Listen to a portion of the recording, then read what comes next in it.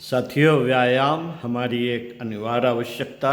लेखक पंडित श्री राम शर्मा आचार्य आपको पढ़कर सुना रहे थे। इसी क्रम में पृष्ठ 12 से पढ़कर सुनाते हैं। स्वाध्याय संघ का क्रम बनाते हैं। आइए सुनते हैं। व्यायाम और स्वास्थ्य। शरीर में इस विजातीय द्रव्य की मात्रा बढ़ने से मांसपेशियों में गिल्टी व सभी अंगों को पोषण मिलना बंद हो जाता है, जिससे वे जीर्ण होकर मुरझा जाते हैं और शरीर में निर्जीवता व निर्बलता बढ़ने लगती है। व्यायाम करने से यह विकार दूर होता है, शरीर हष्ट पुष्ट बनता है और इसका प्रत्येक अंग प्रभावित होता है। अंतड़ियों पर गहरा प्रभाव पड़ता है, जिससे वे अपना कार्य तेजी से करने लगती हैं। इससे भोजन शीघ्र पच जाता है, पेट के कब्ज, सड़न आदि रोग नष्ट हो जाते हैं, वीर की रक्षा व ब्रह्मचर्य का पालन होता है। इससे शरीर पर कांति, शरीर में बल, मानसिक व बौद्धिक शक्ति का विकास होता है।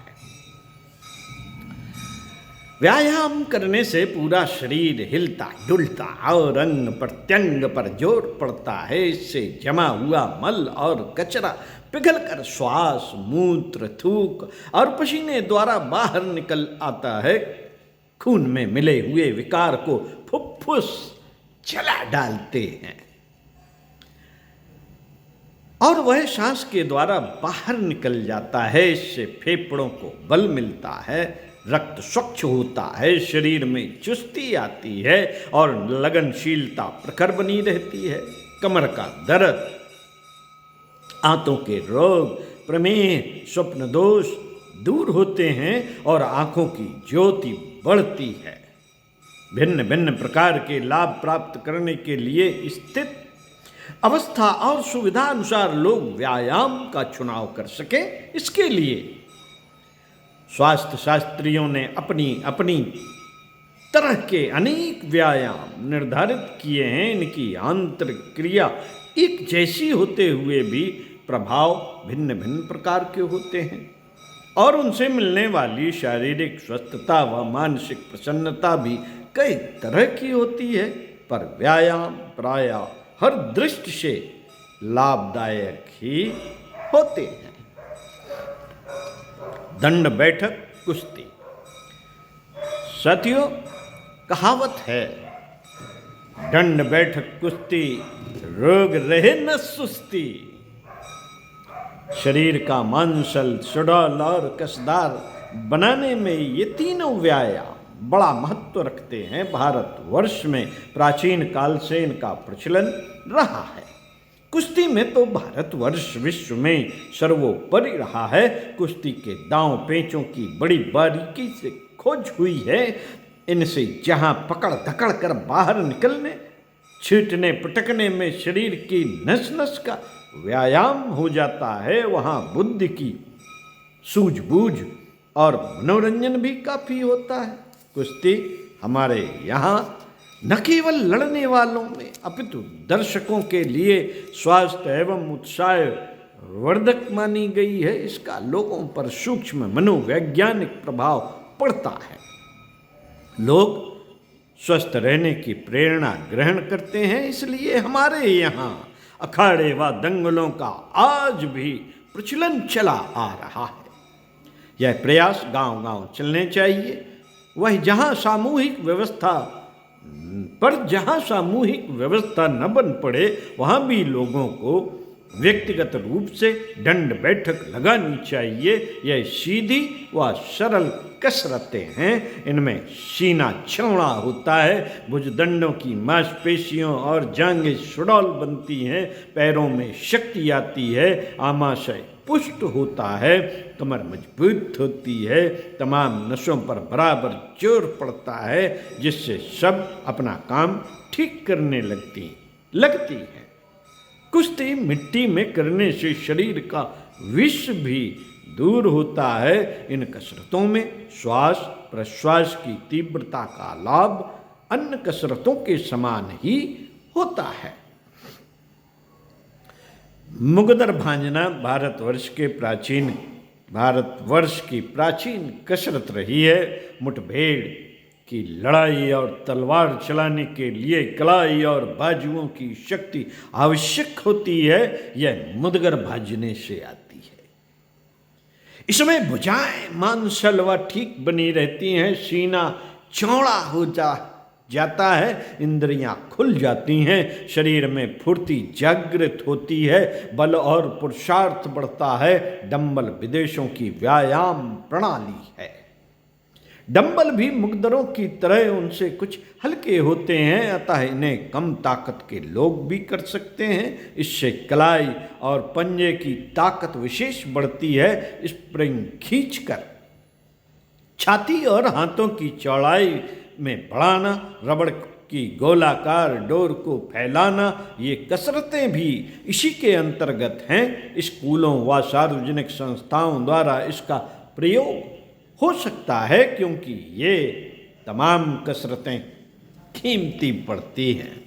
विद्यालयों में स्वास्थ्य और मनोरंजन की दृष्टि से लेजियम का भी बड़ा महत्व है। उसके अनेक प्रकार खोजे गए हैं। ताल, धुन और कसरत, इन तीनों से लेजियम में आनंद भी बहुत आता है। कम उम्र की बच्चियों को भी लेजियम भांजना चाहिए। गुंडों तथा अवांछनीय तत्वों से आत्मरक्षा के लिए छोटे छोटे अस्त्रों का चलाना सीखना चाहिए। व्यायाम का उद्देश्य रखकर लाठी चलाना, भाला फेंकना, तलवार भांजना, छुरी चलाना, तीर की निशानेबाजी सीखना स्थानीय सुरक्षा की दृष्टि से भी उपयुक्त होता है। जहाँ स्वास्थ्य और साहसी प्रकृति के लोग रहते हैं, वहाँ बुराई भी कम बढ़ती है। अवांछनीय तत्व शक्ति एवं प्रतिरोध के अभाव में पनपते हैं। इनका सामना करने के लिए शस्त्र, स्वास्थ्य, साहस और संगठन, ये चारों अनिवार्य हैं। इन कार्यक्रमों के अंतर्गत होमगार्ड का प्रशिक्षण तथा बंदूक चलाने आदि का प्रशिक्षण प्राप्त करना चाहिए। विद्यालयों में लड़के लड़कियों को एनसीसी, एम्बुलेंस प्रशिक्षण आदि का अभ्यास करना चाहिए। लाठी चलाने की कला का विकास हमारे देश की अनेक कलाओं में से एक है। डंबल मुगदर की अपेक्षा यह सरल और कम खर्च में मिल जाती है, जबकि लाठी चलाने से शारीरिक लाभ मुदगर भांजने की तरह ही होते हैं। मुदगर का अभ्यास कोई स्वस्थ समर्थ व्यक्ति ही करते हैं, पर लाठी से व्यायाम की आवश्यकता और अभ्यास हल्के ढील डॉल के भी कर सकते हैं। इससे साहसिकता की वृद्धि होती है।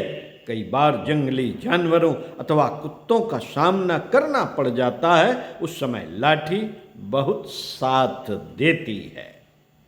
घरों में चोर डकैत घुस आते हैं तो उनका सामना करने के लिए अस्त्र बहुत जरूरी है। बंदूक या रिवॉल्वर सबके लिए उपलब्ध नहीं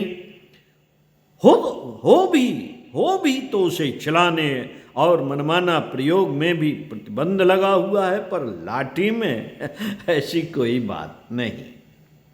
लाठी चलाने का अभ्यास हो तो डकैतों का ग्रामीण लोग अच्छी तरह मुकाबला कर सकते हैं। लाठी चलाने वाले प्रायः हर गांव में मिल जाते हैं। इसके लिए शिक्षक की परेशानी भी नहीं रहती। दाएं बाएं, आगे पीछे और सिर के बचाव के लिए लाठी विशेष प्रकार से घुमाते हैं, जिससे अभ्यास काल में खूब अच्छा शारीरिक व्यायाम हो जाता है। और यदि कोई मुठभेड़ हो जाए तो अच्छे लाठी चालकों के पास जाने की किसी की हिम्मत नहीं पड़ती। गांव में लठैतों का लोग इसलिए सम्मान भी करते हैं, क्योंकि उनमें साहस की भावना अधिक तीव्र होती है। लाठी चलाना शस्त्र शिक्षा की पहली श्रेणी है। इसका प्रशिक्षण अवश्य प्रारंभ करना चाहिए। व्यायाम की कलाओं में यह अधिक लाभप्रद है।